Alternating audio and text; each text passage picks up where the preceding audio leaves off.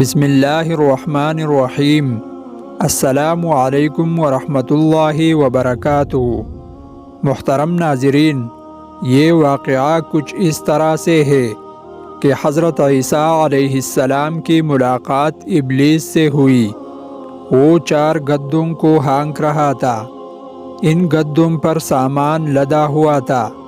حضرت عیسیٰ علیہ السلام نے ابلیس سے ان گدوں کے ہانکنے اور سامان کے بارے میں پوچھا۔ ابلیس نے جواب میں کہا کہ تجارت کا سامان ان گدوں پر لدا ہوا ہے اور خریدنے والوں کو تلاش کر رہا ہوں۔ حضرت عیسیٰ علیہ السلام نے اس کی بات سن کر پوچھا، پہلے گدے پر کیا سامان ہے؟ ابلیس نے کہا، ظلم۔ حضرت عیسیٰ علیہ السلام نے پوچھا، اسے کون خریدے گا؟ ابلیس نے کہا، بادشاہ۔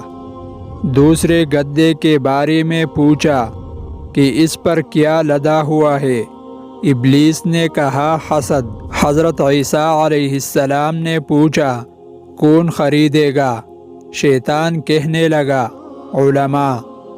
حضرت عیسیٰ علیہ السلام نے پوچھا، تیسرے گدے پر کیا لاد رکھا ہے؟ شیطان ابلیس کہنے لگا، خیانت۔ حضرت عیسیٰ علیہ السلام نے فرمایا، وہ کون خریدے گا؟ شیطان نے کہا کہ تاجر۔ پھر چوتھے گدے کے بارے میں پوچھا، اس پر کیا لاد رکھا ہے؟ ابلیس نے کہا، مکر و فریب۔ حضرت عیسیٰ علیہ السلام نے پوچھا، اسے کون خریدے گا؟ شیطان نے کہا، عورتیں۔